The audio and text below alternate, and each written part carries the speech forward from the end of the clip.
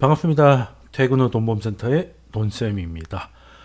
이번 영상은 지금 투자를 하고 계신 분들이 아무래도 제 영상을 많이 보고 계실 것 같아서 많은 지표와 이런 것들 중에 어떤 거를 정점으로 해서 보고 그것들을 어떻게 해석해야 되는지, 그리고 그 이유까지 함께 한번 얘기해 보는 시간을 좀 준비해 봤는데요. 일단 제가 차트를 하나 준비해 왔습니다. 그리고 첫 번째 슬라이드 제목은 이제 시장은 상승한다. 단 경로가 예상과 다를 뿐. 자, 시장은 우리는 이제 주로 국내 시장이나 아니면 미국 시장을 많이 보니까 이제 미국 시장은 올해 연초부터 해서 꽤 많은 상승을 이뤘습니다. 주로 이제 뭐 나스닥이기도 했습니다만, 나스닥 중에서도 이제 그 상위 7개 종목들이 거의 다 올리긴 했습니다만, 어찌 됐던 그 세부적인 이야기는 뭐 다음에 기회 되면 조금 더 영상에서 다루도록 하고, 자, 미국은 올라왔습니다. 미국은 올라왔고, 그리고 이제 반대로 이제 중국은 시원치 않은 모습을 보이고 있죠. 자, 작년 연말쯤에 올해 경제에 대한 전망의 이제 대세를 다 기억을 하실 겁니다. 아무래도 연준이 계속해서 긴축을 이어갈 수밖에 없는 환경이기 때문에, 강한 긴축은 결국에는 미국의 강하고 깊은 경기 침체를 낳을 것이다라는 게 이제 작년 말부터 올해 초까지의 올해 경제의 전망이었고 주류였죠. 그런데 지금 뭐 제가 몇 번 설명을 드렸습니다만은, 이제 추석을 이제 보름 앞두고 있는 이 시점에서 돌아보니까 경기 침체라고 말하기가 되게 무색할 정도가 됐고요. 그리고 이제는 솔직히 경기가 너무 좋아서 문제가 되는 것들도 생겨나고 있습니다. 그러다 보니까 사실 이제 경기 침체 얘기하시는 분들이 많이 좀 사라지신 것 같아요. 물론 뭐 포기하지 않은 분들도 좀 계십니다. 포기라는 말이 좀 웃기긴 한데, 올해가 아니라 이제 내년에 온다.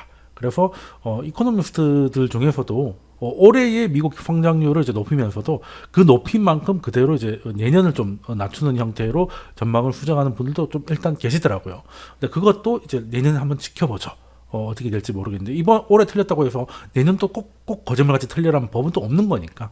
그래서 이제 경로는 우리 예상과 다르다라고 말씀드렸는데, 그 사실 이제 미국이 올해 경기 침체를 이제 들어갈 것이라는 예상과 함께 중국에 대해서는 조금 전망이 조금 나았잖아요. 그래도 미국보다는 중국이 나을 수밖에 없다라는 게 이제 실제 분위기였고, 주가에서도 연초에서는 이제 나스닥보다는 이제 중국, 이거는 이제 상해 종합지수인데, 그래도 기복이 좀 있습니다만 중국이 좀 좋았다가 이제 6월, 5월 말쯤부터 이제 좀 나빠지기 시작했던 것 같아요. 그러니까 이게 중국이 좋을 거라는 이제 이유는 당연히 작년에 제로 코로나라는 이제 굉장히 좀 억압적이고 봉쇄를 하는 정책을 썼었으니까, 이제 그만큼 이제 풀려나면 이제 보복 소비 같은 게 나와서 경기가 되게 활성화될 것이다 라는 게 대부분 전망이었습니다. 그러니까 중국에 대해서는 이제 그 리오프닝 효과를 기대했고,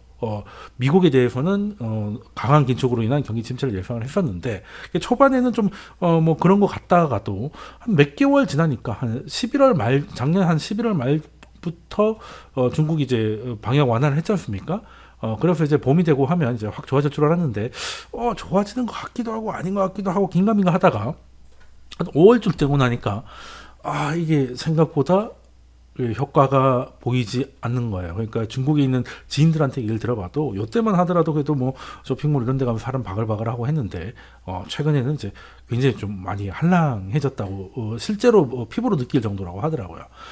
그렇게 보면 사실 우리가 중국에 대해서는 이제 그 제로 코로나 때문에 이제 리오프닝이 될 거라고 생각을 했는데, 사실 제로 코로나라는 거는 그 중국이 2년 전에 헝다 사태가 터진 이후로 부동산에 대한 이제 확신이나 뭐 기대감 이런 것들이 이제 눈에 띄게 줄어들었다고 제가 그 지난 영상에서 중국 이야기를 할 때 말씀드렸는데, 그게 결국에는 내가 집값이 떨어지고 할 거라고 생각을 하니까 당연히 수미가 줄어들 수밖에 없었고, 그래서 헝다 사태가 미국 리먼 같이 이렇게 금융 위기로 퍼지진 않았지만 중국 내수 자체를 굉장히 갉아먹고 있었단 말이에요. 갉아먹고 있었는데, 이거를 마치 제로 코로나 때문에 그런 것처럼 이제 약간 그 핑계거리가 돼버린 거죠. 뭐 일부러 그러려고 했는지는 모르겠으나 결과적으로 그렇게 됐던 거예요. 그러니까 제로 코로나를 하지 않았어도 그 소비는 좀 둔화되고 있었는데 제로 코로나 때문에 이것 때문에 사람들이 밖에 못 나가니까 경기가 나쁜 거야라고 생각해서 이거 이제 방역 완화가 되면 굉장히 좋아지겠지 했는데 실제 약간 보복도 좀 나오는가 했더니 아니나 다를까 이렇게.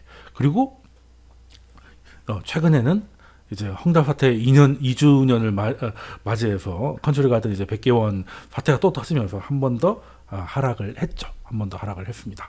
그러니까 미국 같은 경우도 안 좋을 줄 알았다가 좋았으니까 그냥 쭉 오다가 이젠 좀 너무 좋아져서 금리가 높아지고 하다 보니까 이제 약간 조정을 받았다가 어느 정도 되돌려 놓고 약간 지금 눈치 보기를 하고 있는 것 같습니다.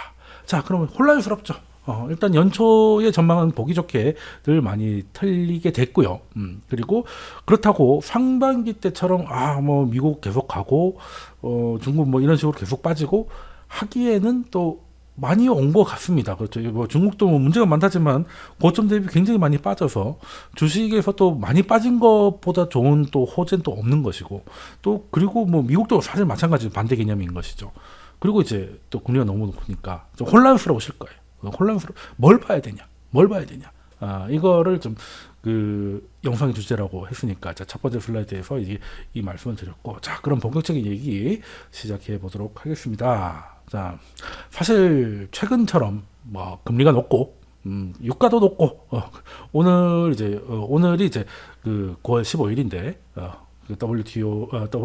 WTI 서부 텍사스 중진유가 이제 $90를 찍었습니다. 이제 $100를 넘을 거라는 예상도 좀 나오고 있는데 일단 사우디가 감산을 이제 강하게 하면서 이제 유가를 7월 달에만 하더라도 한 70불 정도 70대 달러 70 뭐 그 정도였는데 지금 보니까 거의 30% 가까이 올라온 상황인데 갑자기 그 사이에 석유 수요가 갑자기 늘었다고 좀 보기 조금 어렵겠습니다만 일단 사우디 수요가 컸던 것 같고 유가 잠깐 말씀드렸는데 금리 또 강하죠. 금리 10년 미국 10년물 장기채 금리 4.3% 정도를 찍고 있습니다. 찍고 있고 그리고 이제 달러가 요즘 장난 아니죠. 오늘도 이제 유로존에서 금리를 올리면서 유로화가 오히려 떨어지면서 달러를 다시 105, 달러 인덱스를 105로 해서 지금 수년 내 최대치까지 올라와 있습니다. 그래서 주식을 좀 경험이 있으신 분들은 아시겠지만 매크로 환경에서 고금리 강달러 고유가는 이제 주식 해먹기가 좀 쉽지 않은 상황이에요.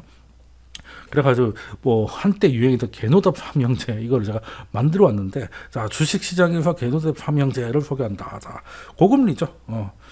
사실 금리가 많이 올라가면 지금 주가가 이제 조금 조정을 받고 있는 것이 엄청난 악재가 기다리고 있어서기보다는 아니면 내년에 경기 침체를 예상하고 있다 이런 거룩한 얘기보다는 사실 2년물 금리가 거의 5%에 육박을 하니까 그냥 확실한 5%보다 더 많은 수익을 줄 것 같은 주식이 많지 않다는 거죠. 쉽게 말해서 금리에 비해서 금리가 높아지니까 우리만 해도 예금금리가 1, 2%일 때는 이 돈 가지고 뭐해, 그냥 주식을 해가지고 장기 투자를 해서 돈을 벌어야지 하다가 예금금리 7% 드릴게요 이렇게 하면 이제 그래? 그러면 이제 이거 뭐하러 머리 아프게 주식을 하지? 그냥 요거 그냥 복리로 계속 돌리면 되는 거 아니야? 이 생각을 하는 거잖아요. 그래서 금리가 높아지니까 금리 대비 주식의 매력이 좀 떨어지다 보니 당연히 고금리 상황은 이제 주식하는 분들한테는 부담스러운 상황인 것이고, 그리고 이제 미국이 경기가 생각보다 좋은데 문제는 미국 외도 좋으면 좋은데 미국이 좀 유독 좋은 거잖아요, 현재까지는. 그러다 보니까 이제 미국이 강하니까 미국의 돈인 달러가 강해지고, 근데 미국의 돈인 달러가 그냥 미국의 돈은 아니잖아요. 전 세계에서 사용되는 지폐다 보니까, 화폐다 보니까 달러가 강해지면 이제 다른 것들은 다 약세가 되는 것이죠. 달러로 모든 걸 살 수 있다 보니까 그러면 이제 내려가고 싶어도 사실 유로화가 약해지든지, 이게 화폐라는 게 절대 가치라는 게 없잖아요. 절대 가치. 그러니까 화폐는 그냥 이게 1달러가 있다. 그럼 1달러의 절대 가치가 애매한 거잖아요, 사실은. 그래서 그냥 유로화랑 바꿀 때 1달러는 어느 정도 가치가 있다. 이런 게 나오는 거죠. 그런 게 나오는 건데, 문제는 상대편에 있는 유로화, 그리고 이제 일본 같은 경우도 일본 요즘 경기 좋다지만 엔화는 약하지 않습니까? 그러니까 달러가 내려오고 싶어도 내려올 수가 없는 상황. 이라고 제가 적어드렸고, 그리고 고유가는 제일 처음에 설명을 드렸죠.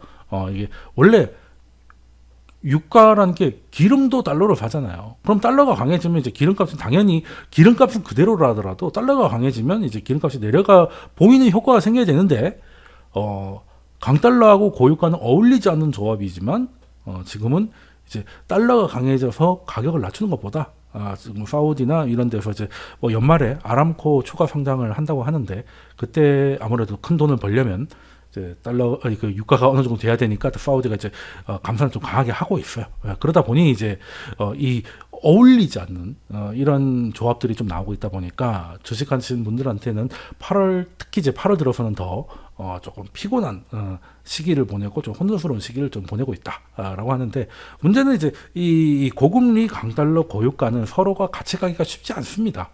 서로 어울리지 않는 존재들이에요. 그래서 이것들이 이제 장기화 간다는 것은 뭐 유가처럼 뭐 수급 문제나 공급의 문제나 이런 것들이 잠깐 꼬였을 때 이야기지, 사실 주식하면서 가장 뭐 투자를 하면서 가장 힘든 시기가 언제냐라고 하면 바로 이제 그 세계에서 가장 힘 있는 기관 중에 하나인 이제 연방준비위원회 연준이, 원래 중앙은행이라고 하면 중앙은행은 통화정책을 하는 곳이지 않습니까? 그죠? 근데 통화정책이라는 게 이게 뭐 재정정책처럼 뭐 이런 사업을 해가지고 여기 예산을 얼마 꽂고 이렇게 디테일하게 하지는 못해요. 통화정책이라는 게 결국에는 뭐 금리를 올리냐 내리냐 뭐 요거잖아요. 미국이나 되니까 양적 완화도 있고 하는 건데, 뭐 한동안 양적 완화는 보기 힘들겠죠. 인플레 시대를 왔기 때문에. 그러면 이제 뭐 결국에는 금리 올리고 낮추고, 그리고 금리도 극단적인 경우가 아니면 뭐 0.25%, 25bp라고 그러죠. 그 정도에서 왔다 갔다 하는 거예요. 그래서 사실은 뭐 크게 뭐 정책이 디테일할 것도 없고 뭐 그런 것인데, 그러다 보니까 통화 정책은 사실 무슨 뭔가를 하기 위해서 스스로가 중심을 잡아줘야 돼요. 그러니까 중앙은행이 딱 시장이 와리가리 해도 중앙은행이 딱 중심을 잡아줘야, 그래야 뭔가를 할 수 있는. 예전에 나침반이었고 이럴 때 왜 항해를 할 때 북극성을 보고 이제 저희가 북쪽이구나 해서 이제 대서양도 건너고 했잖아요. 그러니까 중앙은행의 통화 정책은 그런 역할을 해줘야 되는 겁니다. 그러니까 물가라는 게 조금 오를 수도 있고 내릴 수도 있고 이게 있을 수 있잖아요. 경기라는 것도 사이클이 있으니까. 근데 이제 그 사이클을 너무 높았다가 너무 꺼졌다가 하면 거기서 오는 굉장한 이제 고통, 의미 없는 고통을 사람들이 사회에서 겪을 수가 있으니까, 그거를 없앨 수는 없더라도 좀 완만하게, 과소방지턱이 있으면 그냥 속도를 줄여가지고 살짝 지나가줘야지 뭐 덜컹해가지고 갈 필요는 없는 거지 않습니까? 통화정책이란 원래 그런 거야. 그러니까 이제 사이클에 있어서 흔들흔들 할 때 그래도 너무 흔들어서 다 멀밀하지 않게 중앙을 잡아줘야 되는데, 지금은 연준이 변수예요. 그러니까 연준이 중심이, 북극성이 움직이고 있다고, 북극성이.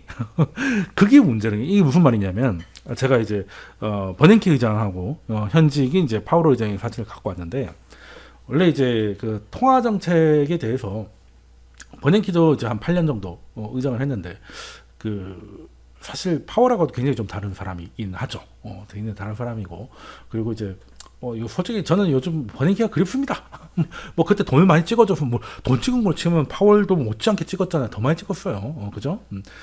꼭 돈을 많이 찍고 금리를 낮춰줘서 버냉키가 좋았다는 게 아니라, 버냉키야말로 그 통화 정책은 이제 95%가 말이다. 그러니까 이제 결국에는 우리가 할 수 있는 액션은 금리를 올리고 낮추고 이거밖에 없기 때문에, 시장이 좀 이렇게 와리가리를 하고 좀 흔들흔들한다. 그러면 이제 이게 시장의 마음의 평안을 줄 수 있는, 물가가 이렇게 되지만 사실은 이렇기 때문에 이런 것이다. 이렇게 좀 잡아주는 거였거든요. 실제로 버냉키가 그걸 굉장히 중요하다고 생각을, 얘기를 많이 했고, 그래서 실제 뭐 요즘 나오고 있는 뭐 점도표라던가 뭐 포워드 가이던스라든지 뭐 이런 저런 디테일한 정책들을 버냉키가 많이 도입을 했었어요. 많이 도입을 했습니다. 기자회견도 사상 최초로 한 게, 예전에는 연준 의장이 말하는 거 보고 굉장히 어렵습니다. 그린스펀만 하더라도 19년을 했는데 뭐 어디 나와가지고 시원하게 인터뷰하고 이런 거 잘 없어요.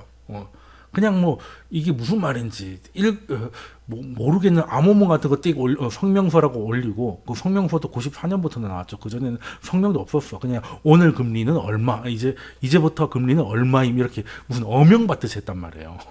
근데 이제 그게 충격을 많이 줄까봐 충격을 많이 줄까봐 이제 왜 올리는지 설명하는 게 이제 성명서였고 그린스펀의 다음 이제 의장이던 버냉키는 아예 1년에 4번 정도는 기자회견을 해서 실제 질문을 받기도 하는, 그러니까 시장과의 굉장한 소통을 했던 사람인 거죠.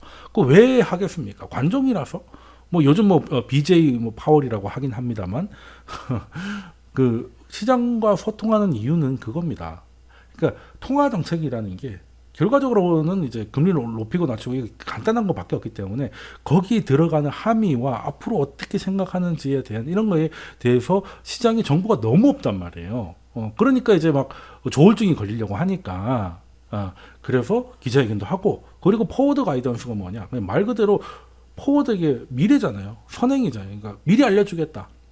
그러니까 9월 FOMC가 있으면, 다음 FOMC가 11월에 있으면 9월에 결정을 하고 11월에는 대충 이럴 거라고 거의 깔아놓습니다. 특별한 일이 없으면 이제 9월에도 뭐 11월에도 이렇게 갈 것이다.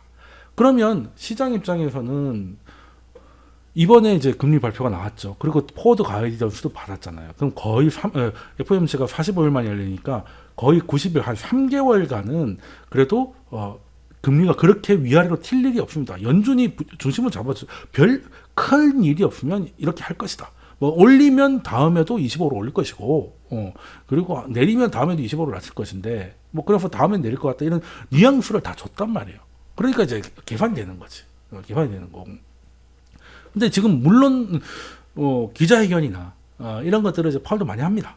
많이 하고 있어요. 그래서 BJ 파월이라고 하잖아요. 근데 이제 파월이 버냉키를 하고 좀 바꾼 것 중에 제가 가장 좀 실망이라고 해야 되나, 이제 그런 부분은 이제 포워드 가이던스를 없앴습니다. 지금은 데이터 디펜던트라고 해가지고 쉽게 말해서 데이터라는 게 이제 뭐 고용, 뭐 물가 이런 경제 지표잖아요. 지표 보고 결정하겠다는 겁니다. 물론 뭐 당연히 지표고 결정을 하겠죠. 그냥 오늘 오늘 날씨가 오늘 금리 높이기 좋은 날씨네 이렇게 놀리지는 않을 거 아닙니까, 연준이. 근데 문제는 뭐냐면 이 말은 되게 멋진데, 버냉키의 포워드 가이던스하고 파월의 데이터 디펜던트가 뭐가 다르냐면, 데이터가 이렇게 나올 것까 어느 정도 예상은 되잖아요. 약간 완전히 맞추지 못해도. 예를 들어서 이번에 CPI가 나왔는데 유가가 최근에 좀 올랐지 않습니까? 그래서 이제 그 유가 때문에 좀 반등이 나올 것이다. 혹은 작년이 이때부터 이제 물가가 좀 꺾였기 때문에 기저효과 때문에 좀 반등할 것이다. 뭐 이런 것들이 있어가지고 그러면 이제 이거는 일시적인 반등이니까 추세적으로 봤을 때는 물가가 계속 하락하고 있으니 우리는 이제 그 동결을 이어가겠다든지 뭐 이런 것들을 이제 포워드 가이던스라는 건데, 데이터 이거는 그래서 이번에 매달 데이터가 나오잖아요. 고용이 나오고 소매 판매가 나오고 물가가 나오잖아요. 근데 이러저러한 이유로 지표가 나오면, 근데 문제는 그 지표들이 굉장히 후행적이라는 거죠. 고용 중요하다고 하는데 고용이야말로 정말 중요하긴 하지만 정말 느린 거거든요. 여러분들이 장사를 한다고 했을 때 직원을 늘리고 직원을 줄이는 거는 마지막 결정이죠. 장사 한 3, 4일 잘 된다고 해서 직원을 확 뽑지도 않고 한 2, 3일 공쳤다고 해서 직원을 다 자르지 않습니다. 그렇지 않습니까? 근데 이제 고용까지 갔다는 거는 그게 고용이 늘든 줄든 간에 굉장히 후행적인 지표란 말이에요. 근데 그걸 보고 사실 실제 물가는 예를 들어서 정점을 찍고 이렇게 내려오는데 후행 같은 경우는 말 그대로 후행이니까 이렇게 될 거 아니겠습니까? 그죠?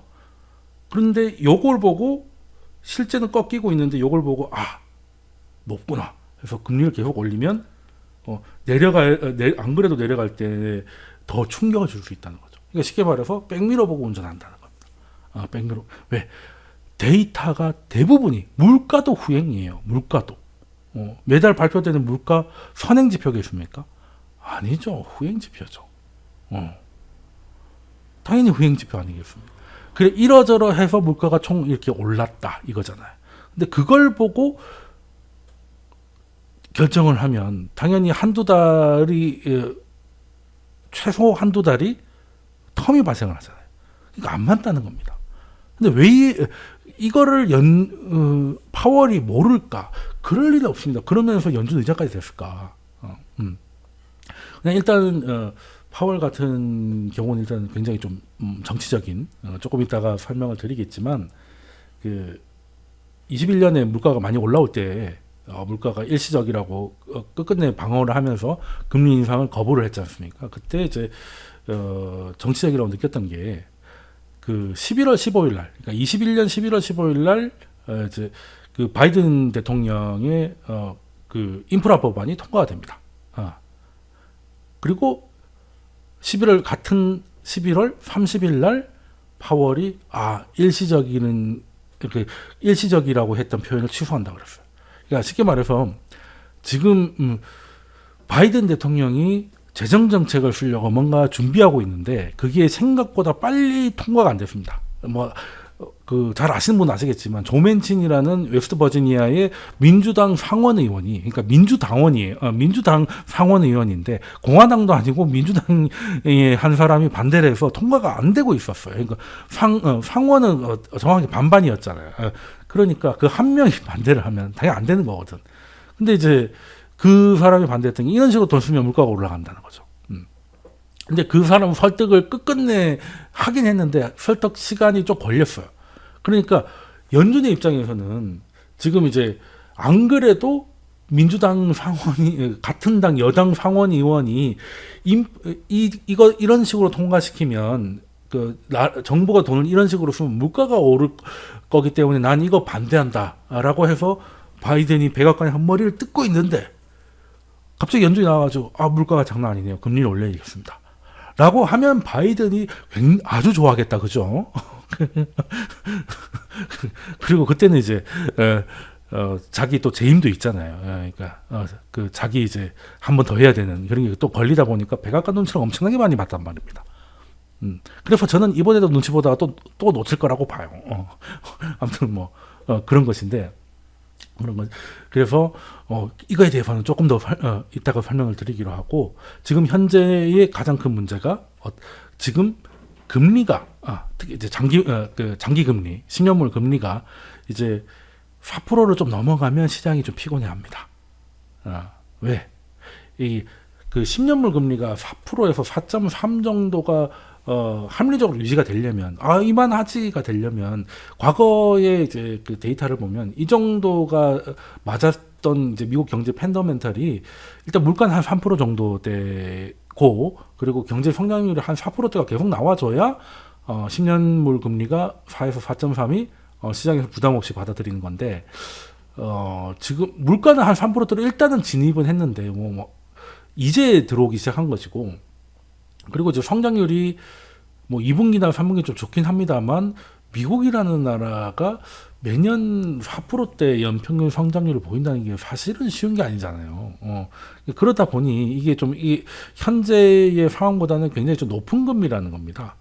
그러니까 높은 금리라고 하면 그 말이 지금은 그러니까 정상적일 때보다 채권이 금리를 더 준다고 돼야 되잖아요.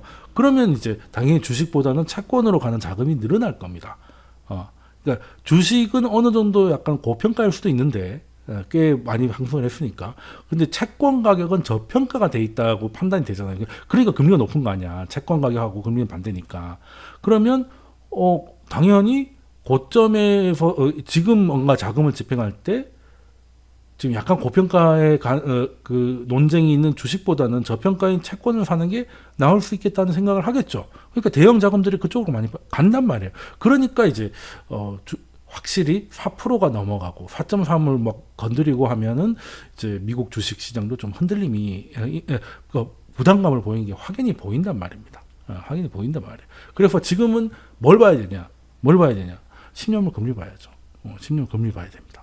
그 전고점을 다시 4.4 이렇게 넘어갈 것인지, 그렇게 되면 이제 일단 레벨 다운이 가능하죠. 네. 그렇게 되면 채권의 매력이 더 높아지니까, 그럼 주식 매력은 그대로 있어도 채권 매력이 더 높아지니까 자금이 빠져나오든지 더 들어가지 않겠죠. 네. 그러면 이제 한번 이제 뭐 지수 기준으로 뭐 5에서 많게는 10% 정도의 레벨 다운도 가능하다고 보는데 아직은 뭐 그 정도까지는 아닙니다. 그 정도까지는 아니고 4.3에서 더 이상 올라가지는 않고는 있어요. 근데 이제 그렇다고 쉽게 내려오지는 않고 있으니까 이제 시장이 이제 와리가리 하는 상황이고 그러면 이게 왜 이렇게 금리가 다시 올라갔느냐? 금리가 왜 이렇게 다시 올라갔느냐? 물론 일단 생각보다 미국 경제가 좋다. 그러니까 금리라는 거는 그 10년물 금리는 이제 성장과 물가가 이제 복합적으로 이제 작용을 하거든요. 그래서 뭐 경제가 좀 좋으면 당연히 경제가 좋다는 게 물가가 내려갈 일은 아니잖아요. 경제가 좋다는 건 이제 많이 사고 많이 팔린다는 건데 그러면 뭐 물가가 뭐 내려갈 일은 별로 없겠죠. 그렇기 때문에 또 올라가는 것도 있고. 그리고 2년물하고 10년물이 그냥 여러분이 정말 쉽게 생각을 해가지고 2년짜리 예금을 가입할 수도 있고 10년짜리 예금을 가입할 수도 있습니다.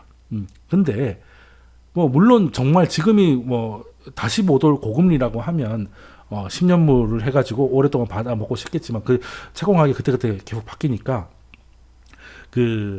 그래도 이제 좀 길게 가입을 하면 이자를 좀 더 줘야 되는 거 아니야? 이렇게 생각하셔도 돼요. 이게 텀 프리미엄이니 뭐니 뭐 좀 복잡한 개념이 있는데 어찌됐건 그냥 우리가 상식적으로 봤을 때 2년짜리 예금보다 10년짜리 예금이 이자를 더 줘야 되지 않겠냐? 그 사이에 물가가 올라가도 더 올라갈 텐데, 그죠? 그래서 2년물이 높으니까 10년물도 내려갈 수가 없는 상황에 심지어 경제까지 좋으니까 내려가던 물가가 다시 올라오는 거예요. 그래서 지금 올라가는 것도 오케이 그래 뭐 경제가 좋아서 올라간다 오케이 그랬는데 그것도 정도가 있죠. 4%를 넘어가니까 확실히 부담을 느낀다.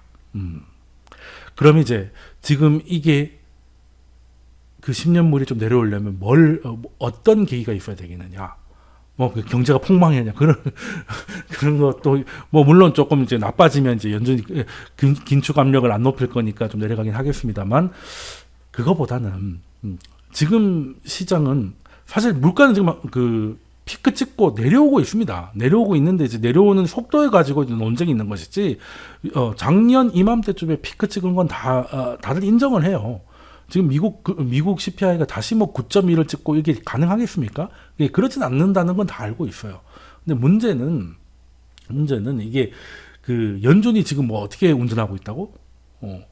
늦게 나오는 후행 지표를 가지고 늦게 판단하니까 백미러 보고 운전하고 있는 거잖아요.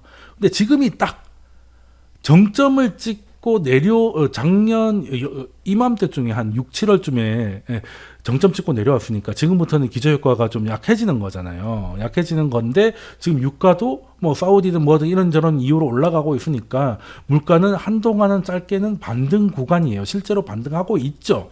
그래서 이제 뭐 3.7이 나오고 3.6을 예상했는데 3.7이 나오고 이렇게 반등을 두 달 연속 이어가고 있잖아요. 근데 이거는 아까 잠깐 말씀드린 그런 이유가 있고 전방위적인 장기적인 추세는 하향 추세인데 연준이 이걸 가지고 또 이런 소위 말하는 샤워실의 바보가 될까봐 두려우니까 일단은 못 내려오고 있는 겁니다. 못 내려오고 있는 거예요. 예전같이 포워드 가이던스라면 좀 길게 봤을 때 지금 이제 뭐 임대료라든가 뭐 이런 것들은 이제 하락하고 있잖아요. 이런 거를 봤을 때 더 이상 물가가 위험한 수준으로 올라갈지 않을 것 같다는 보고서가 심지어 뭐 샌프란시스코나 뭐 시카고 연준에서 논문도 나오고 있어요.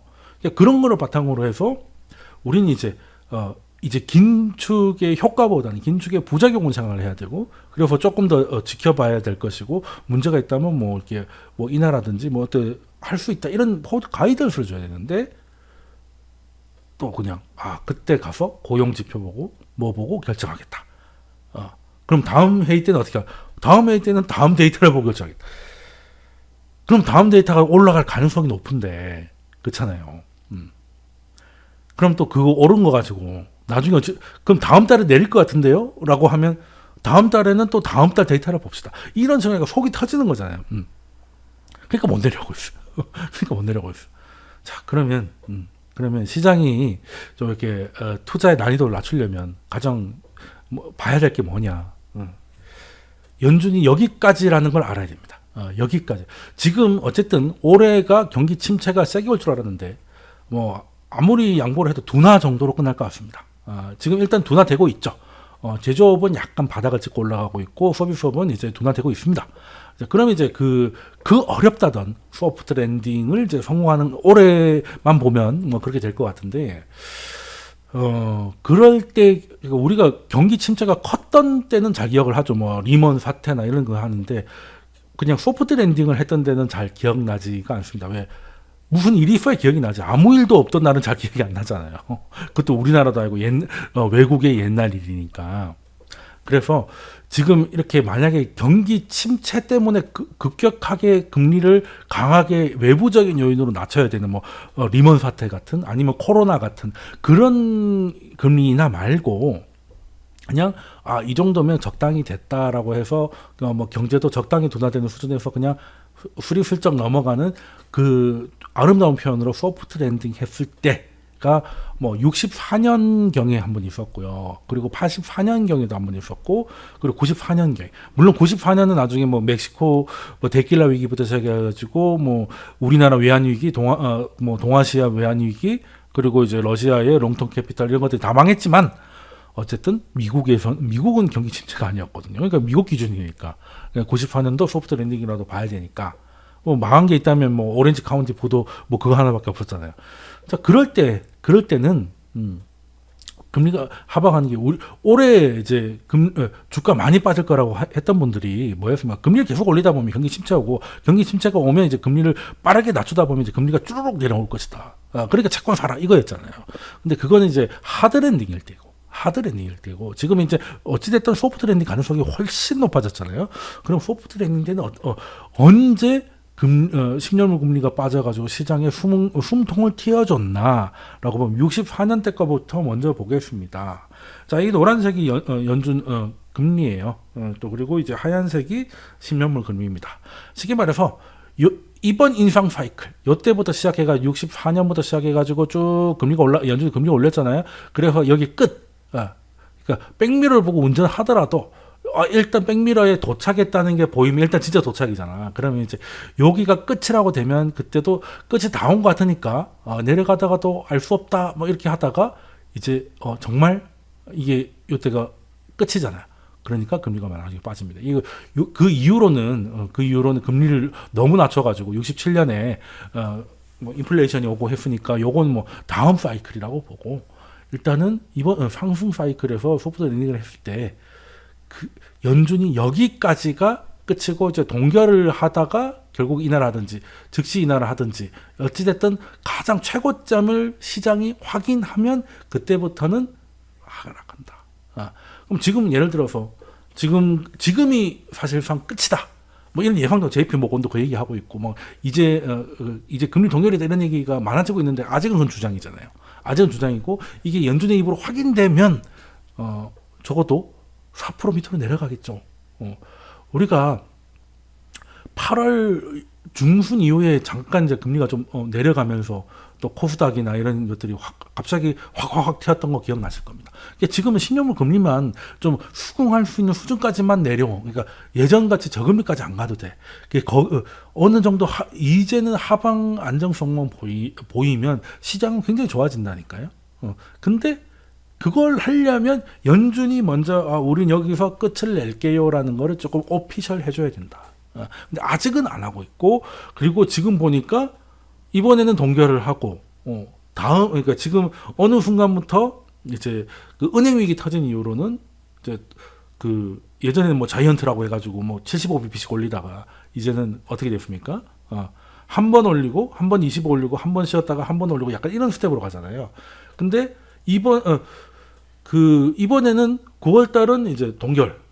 그럼 이제 11월 달에는 또 어떻게 뭐 이런 그렇게 그때도 데이터 보고 뭐 한다고 하다가 이번에 올려야 되는데 동결을 하면 사실상 끝이 나는 거죠. 이제 시장은 그걸 기다리고 있는 겁니다. 그걸 기다리고 있는데 정말 힌트를 안 주려고 해서 답답하다. 자, 그럼 84년 케이스 한번 보겠습니다. 84년에도 연준이 금리 인상 사이클을 가져갔죠. 가져가니까 10년물 금리도 요건 지워버릴게요. 10년물 금리도 이제 겁나게 튀다가 이제 거의 이제 한계가 오는 것 같으니까 술 내려가다가 이제 여기서 짧게 동결도 되게 짧았습니다. 동결하고 이제 금방 내려가니까 끝을 봤죠. 추세적 하락을 이어갑니다. 그러면 사실 연준이 금리를 올린다는 것은 이 상황이 어떤 상황이라는 얘기입니까? 디플레이션 상황인데 금리를 올리진 않겠죠. 그건 자살행위니까. 인플레가 오니까 그걸 이제 방어를 하려고 금리를 올린 거잖아요. 근데 인플레 시대에는 금리가 올라가는 게, 금리가 내려가는 게 예전에는 그 디플레 시대에는 금리가 내려가는 게 나쁜 거죠. 왜? 디플레는 쉽게 말해 저혈압이라고 봐야 돼요. 그래서 어떻게든 이제 혈압을 높여야 돼. 혈압을 높여야 되는데 그래서 혈압을 높인 게 그래서 금리는 혈압이거든요. 혈압이 높아지는 게 좋은 거야. 그게 아니면 쭉 내려가지고 혈압이 안 뛰면 죽는 거잖아요. 그러니까 디플레 시대에는 당연히 금리가 어느 정도 올라가는 게 디플레를 벗어나는 성장이 나오는구나 이렇게 되는 건데 연준이 금리를 올리고 인플레 시대일 때는 이때는 고혈압이잖아요. 고혈압일 때는 혈압이 높아져야겠습니까? 내려야겠습니까? 당연히 내려야죠. 당연히 내려야 됩니다. 처음에 조금 오른 게 아니라 어느 정도 올라가기 시작하면 물가 계속 오르면 처음에는 좀 짜증내서 사다가 또 결국에 안 사게 되죠. 그래서 그 높은 물가가 결국에는 수요를 작살내버리기 때문에 경기가 이제 무너지는 거거든요. 근데 물건 가격이 내려간다. 그러면 구매력이 다시 돌아오기 때문에 경제가 좋아져요. 예전에는 비싸서 못 사다가 삼겹살 100g에 8,000원까지 갔다가 도저히 못 먹겠다 하다가 이게 3,000원 정도로 다시 내려오기 시작하면 다시 먹듯이 그렇게 되는 겁니다. 그래서 지금은 우리가 금융위기 이후로 디플레 시대를 너무 오래 겪어가지고 금리 이제 내려가는 게 진짜 경기 침체고 이런 거에만 좀 익숙한데 지금 이제 인플레 시대이기 때문에 지금 인플레 시대는 금리가 좀 올라가는 게 좋긴 한데 문제는 올라가도 지금 10년물 기준으로 4를 넘어가면 이 역시 이럴 거면 찾고 나고 말지 때문에 시장이 흔들리더라. 요겁니다. 요거기 때문에 그걸 그 인플레 시대와 디플레 시대는 이제 저혈압 고혈압으로 이해하시면 좋겠다는 말씀을 드리고 이건 이제 제가 84년 케이스를 말씀을 드린 겁니다. 이때도 똑같이 정점을 보고 나니까 10년물이 이제 하락을 하면서 인플레 시대였다가 물가가 내려오니까 경제가 좋아지죠. 그래서 실업률이 쭉 내려온 이후로 별로 계속 내려가죠. 이제 그러니까 소프트 랜딩이라고 하는 겁니다. 자, 그럼 94년 한번 볼게요. 94년이 작년을 제외한다면 연준이 금리를 가장 빨리 올렸던 해입니다. 역시 앞에 것보다 확실히 기울기가 다르죠. 옆에 누워 있다가 버떡버떡 올라가는 거 보시면 여기도 성큼성큼. 근데 이 기록을 깼던 게 작년입니다. 그래서 이제 금리를 이렇게 빡세게 올리니까 10년물 금리도 따라 겁나게 올라갑니다. 올라가는데 딱 동결하는 순간부터 이제 추세가 죽죠. 추세가 죽더니 동결이 요때 동결보다 더 길게 동결하니까 쭉쭉쭉 빠지는데, 그렇죠. 그러니까 사실은 별로 내리지도 않았어. 오른 거에 비해서 별로 내리지도 않았는데 금리는 엄청 빠졌죠. 엄청 빠졌습니다. 그래서 사실은 이때 또 자금이 많이 풀려가지고 나중에 이제 신경제니 뭐니 이제 또 버블이 되면서 결국 나스닥 닷컴 버블까지 이어졌던 거거든요. 이때도 내리는 건 좋은데 너무 내려가지고 나중에 버블로 간 거지. 버블로 간 건데 일단은 오늘의 주제는 이때니까 인상 사이클의 끝을 보면 10년물 금리는 의미 있는 하락을 한다. 특히 어떨 때? 소프트 랜딩을 했을 때. 하드 랜딩으로 그냥 어쩔 수 없이 연준이 금리를 낮춰도 대책 없었던 그런 하드 랜딩 말고 64년, 84년 그리고 94년 같은 소프트 랜딩. 그러니까 이번 23년도 소프트 랜딩의 또 다른 케이스로 남기를 좀 바라는 마음이 있는데 그렇다면 이제 끝을 본다면 지금 이제 현재 5% 넘어가는 이 금리가 끝이라는 게 확인되면 이제 10년물 금리는 예전처럼 1점 몇 프로 이렇게 안 가도 되는 거죠. 적어도 다시 차오를 일은 없다라는 것만 되면은 이제 시장에서 대형 자금들이 움직일 수 있는 거예요. 움직일 수 있는 건데, 자 그러면 제가 이제 끝을 봐야 된다니까라고 하니까 이제 더 이상 금리를 올리면 안 된다 얘기를 하고 있는 거잖아요. 이렇게 얘기하면 또 인플레를 굉장히 우려하시는 분들은 그런 얘기를 합니다. 다 좋은데 이런 식으로 하면 이제 예전에 70년대처럼 다시 한번 또 물가가 올라서 스태그플레이션 상황에 빠지는 거 아니냐.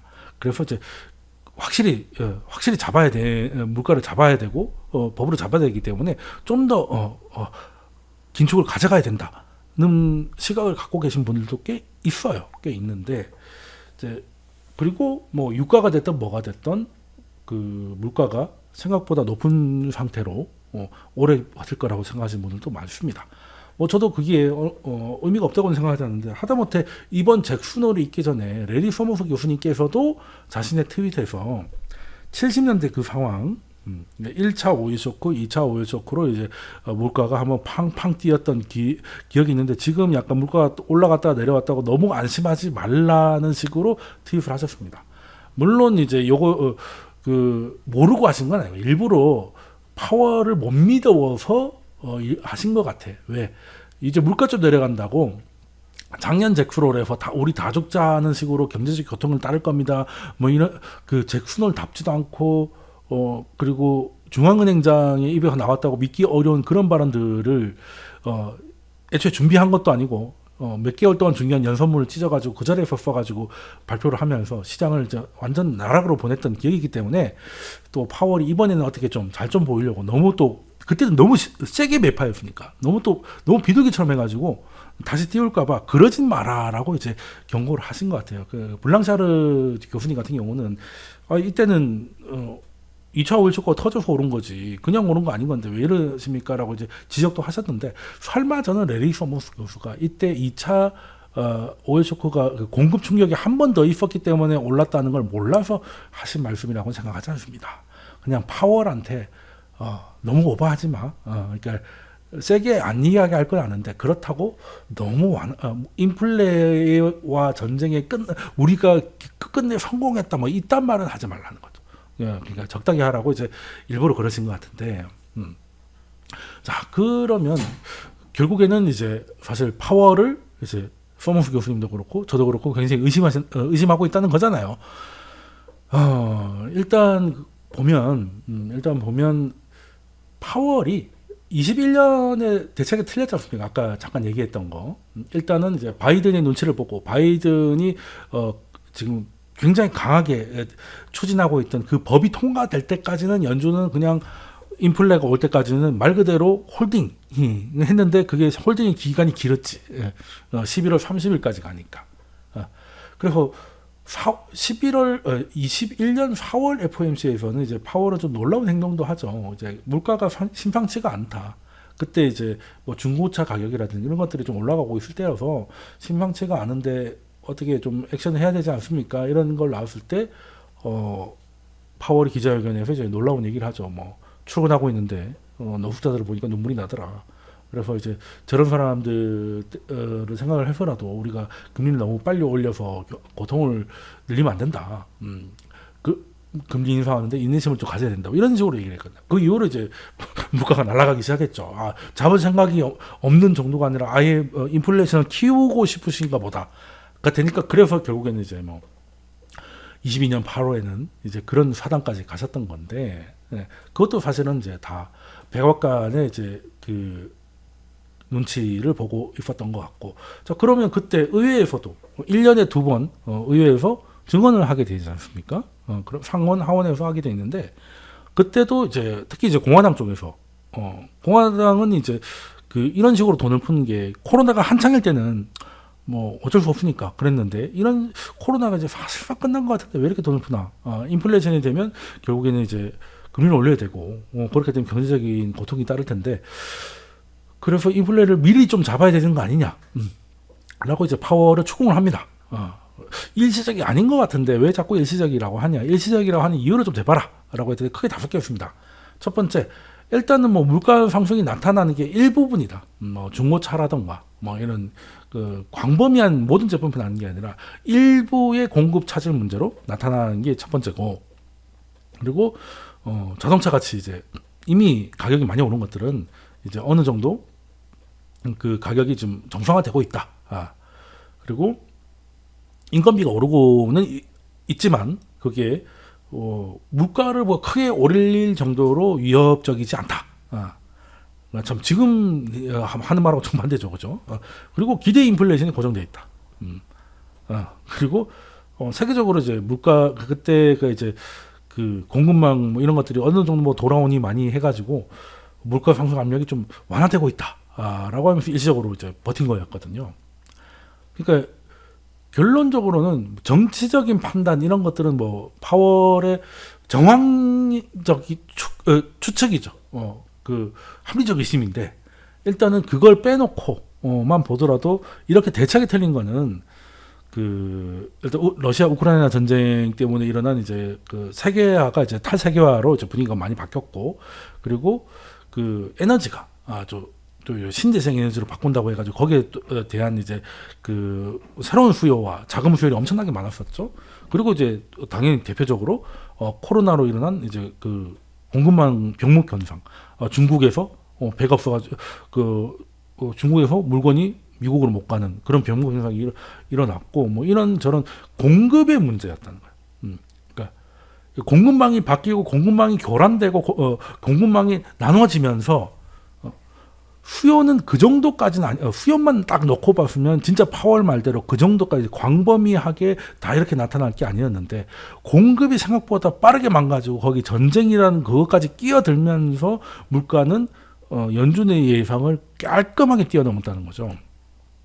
근데 똑같이 지금 이제 물가가 계속 강할 거라는 생각도 이 논리로 틀릴 수 있다는 거예요. 지금 공급망이 재편되고 있고 뭐 이런 것들은 이제 상당히 좀 빠르게 지금 재편이 되고 있죠. 재편이 되고 있고 그리고 뭐 탈세계하면 이제 볼 것도 없습니다. 어차피 뭐 푸틴하고 김정은이 뭐 만나가지고 뭐 미사일을 주고받니 뭐 이런 얘기까지 나오고 있는 상황에서 이제 탈냉전이라는 건 이제 굳이 뭐 얘기할 필요도 없을 정도로 다 상승이 돼버렸고 그리고 또 코로나 때는 이 재정정책이라는 게 말 그대로 재난지원금이죠. 돈을 준 거예요. 그러니까 봉쇄돼 있으니까 일을 못 하니까 실직을 했으니까 경제가 무너질까봐 일단 급하게 현금을 찔러줬잖아요. 이거는 당연히 인플레를 자극을 하죠. 근데 지금 공급망 재편이라든가 이런 것들이 당장은 공급을 이제 원활하게 못하게 하고 수요를 자극하는 효과긴 하지만 이게 계속 투자만 들어가는 건 아니잖아. 이거는 그냥 현금을 주는 게 아니라 뭔가를 만들기 위한 재정 정책이잖아요. 지금은. 지금 미국에서 뭐 IRA니 뭐니가 보조금 주고 막 하잖아요. 그 뭐 하려고 합니까? 미국에서 배터리 만들고 미국에서 칩 만들고 뭐 이렇게 하라는 거잖아요. 그러니까 결국에는 어찌됐든 생산을 위해 과거처럼 그냥 이 사람이 부도가 날까봐 월급을 못 줘서 실직자가 폭발할까봐 그냥 현금을 쥐어준 게 아니라 지금은 어찌됐든 공급을 위한 투자가 이어지고 있고 그게 지금 수요를 견인하고 있고 경제 성장률을 견인하고 있잖아요. 그렇죠? 그러면 언젠가는 이 공장들이 지어져서 돌아간단 말입니다. 그죠? 그러면 그때는 공급이 과잉될 수도 있어. 그렇지 않습니까? 공급이 과잉될 수도 있고. 그리고 또 그 사이에 기술은 가만히 있느냐. 뭐 물론 요즘에 AI 가지고 뭐 할 수 있는 게 뭐냐, 뭐 이게 좀 킬러 아이템 이런 것들이 좀 없긴 합니다. 사실 아직. 근데 AI가 어떻게든 산업의 그 생산성을 높였으면 높였지 줄이지는 않거든요. 그렇잖아요. AI 때문에 물론 뭐 그 비싼 엔비디아 칩을 산다고 돈을 많이 들겠지만 AI를 써가지고 생산성이 저하될 일은 별로 없잖아. 생산성이 안 올라갔으면 뭐 그냥 돈만 쓰고 마는 것인데 이것 때문에 공급이 더 줄진 않잖아요. 줄진 않아요. 어떻게든 늘 거고 의외로 생각보다 빠르게 늘 수도 있습니다. 이제 클라우드나 이렇게 서버 이런 디램들이 한동안 잘 나갔던 이유가 지금 제가 하고 있는 유튜브라든지 이런 게 없었으면 소위 말하는 구독 경제 이런 게 안 나왔으면 이제 그런 게 만들어졌겠냐는 거예요. 그 전까지는 무슨 뭐 데이터 센터를 그렇게 크게 할 필요가 있냐 이런 생각을 했는데 이제는 겁나 크게 해야 돼. 넷플릭스처럼 해야 되고 그 유튜브처럼 해야 되고 하다 보니까 그래서 한동안 그 사이클이 있었던 거지 않습니까? 근데 그때는 그래서 열심히 반도체 만들어 재미를 보다가 너무 많이 만들어가지고 한동안은 되게 힘들었던 게 또 우리 반도체 아니었나요? 그죠? 그러면 이거는 지금 투자하고 있는 것들은 공급이 나오고 AI가 어떤 형태로든 생산성 향상에 도움을 주고 그리고 그런 것 때문에 새로운 산업이 태동하고 이런 것들을 생각을 했을 때 그러면 이것들은 다 공급이 좀 다시금 늘어나는 거기 때문에 파월이 21년에 공급을 좀 무시하고 수요 측면만 보다가 하이퍼 인플레를 놓친 것처럼 의외로 정리가 될 수도 있다. 정리가 될 수도 있다는 걸 그러니까 그때도 틀렸으니까 똑같은 논리로 방향만 다르게 틀릴 수 있다는 거죠. 그리고 그 사이에 또 무슨 또 미국도 재선 기간이니까 또 내년 되면 또 재선 기간이잖아요. 미국 재선 기간이면 또 파월 눈치상 성격상 눈치를 안 볼 수가 없을 것이고 그렇기 때문에 오히려 물가는 예전같이 저금리는 돌아가지 않겠지만 이런 형태로는 쉽지 않을 거라고 일단은 좀 생각을 합니다. 그리고 그래서 1970년대를 자꾸 얘기하는데 그때는 이때처럼 그 공급 충격이 두 번 있었고 두 번째 공급 충격이 뭐 여기 보면 이제 더 작지 않았거든요. 근데 그래서 저는 차라리 1940년 정도가 맞다고 봅니다. 일단은 그 뭐 굳이 뭐 팬데믹까지는 아니었다 하더라도 팬데믹은 뭐 거의 1차 대전 그때 끝날 때였으니까 일단은 2차 대전 때 미국이 엄청나게 많은 돈을 썼죠. 어쨌든 뭐 그것 때문에 뭐 열강이 됐지만 어쨌든 돈 많이 썼을 것이고 미국 내에서는 공급이 당연히 부족하죠. 전쟁하는데 여기저기 특히 미국은 양쪽에서 했잖아요. 히틀러도 잡아야 되고 일본도 잡아야 되니까 그렇게 되면 결국에는 엄청난 생산성을 보인 미국 경제지만 미국 본토에서 놓고 봤을 때는 공급이 부족할 거란 말이에요. 그래서 물가가 많이 올랐습니다. 그리고 전쟁처럼 이제 국가가 돈을 많이 쓰게 할 일이 없는데 그걸 또 세계 대전이었으니까 일본, 독일하고 같이 동시에 싸우다 보니까 당연히 자금 공급도 맞고 그래서 인플레가 있었고 그리고 재난지원금 같이 전쟁 끝나고 돌아온 군인들한테도 뭐 보조금을 주고 뭐 집을 굉장히 싸게 주고 뭐 이렇게 하면서 그것도 수요를 굉장히 자극했단 말이에요. 그러다가 금리를 올리고 해가지고 좀 이렇게 좀 잦아들었는데 한 번 더 그 공급 충격이 터집니다. 그게 한국 전쟁이죠. 우리나라 한국 전쟁하고 베트남 전쟁이 2차 대전 이후로 있었던 전쟁 중에 가장 큰 규모의 전쟁 아니겠습니까? 지금 우크라이나 전쟁이 이제 한 세 번째가 될 것 같은데 그러면 이제 거기서도 당연히 공급 충격과 뭐 자금 공급 이런 게 많았을 텐데 그때는 그냥 적당히 넘어갑니다. 그러니까 물가가 안 오른 건 아니에요. 안 오른 건 아닌데 요때 이 정도 올랐으면 한 요 정도로 넘어갔습니다. 저는 이제 그럴 가능성이 좀 높다고. 그러니까 공급 충격이 아무 일도 벌어지지 않는 것도 이상하니까 벌어지긴 하는데 70년대처럼 뭐 더 큰 게 오는 게 아니라 오더라도 통화량 이런 것들 많이 줄여놨기 때문에 그 21년, 22년처럼 되긴 좀 쉽지 않지 않나.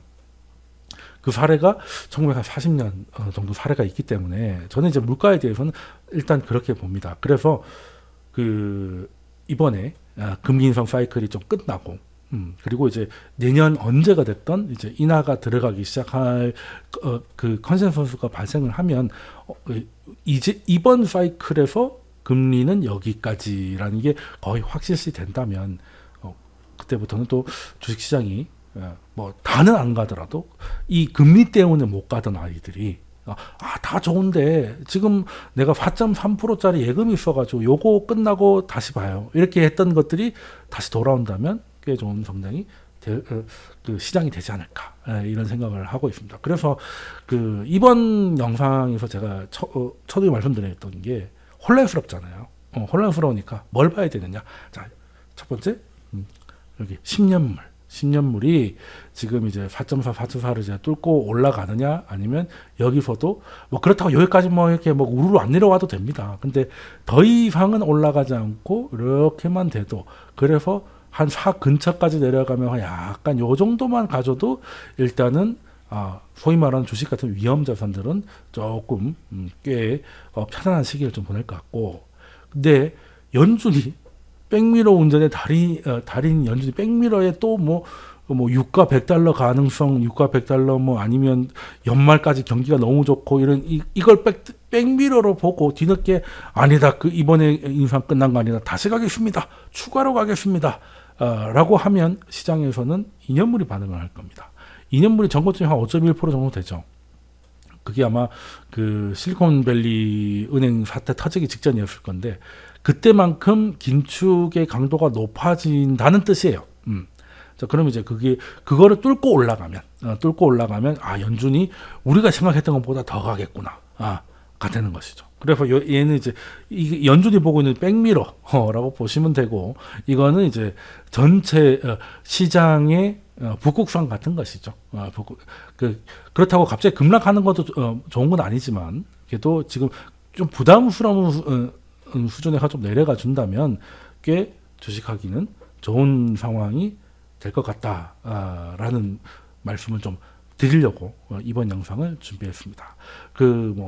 제가 돈모음센터 같은 경우 일주일에 한 번씩 올라갔고, 제 채널 같은 경우는 좀 더 자주 영상이 올라가는데요. 그래서 보시고 도움이 되셨으면 제 채널도 구독해 주시고, 그리고 이미 제 채널 구독하고 계신 분들은 그 영상은 또 준비하고 찍어야 되니까 이제 그때그때 그 뉴스 나오고 지표 나오는 것을 빨리빨리 해석해드리는 오픈 채팅방이 있으니까 거기 들어오셔가지고 정보, 지혜, 재미를 좀 받아가셨으면 좋겠습니다. 자, 그럼 이번 주에 돈쌤의 돈모음센터는 여기까지 하도록 하겠습니다. 그럼 다음 영상에서 또 뵙겠습니다. 감사합니다.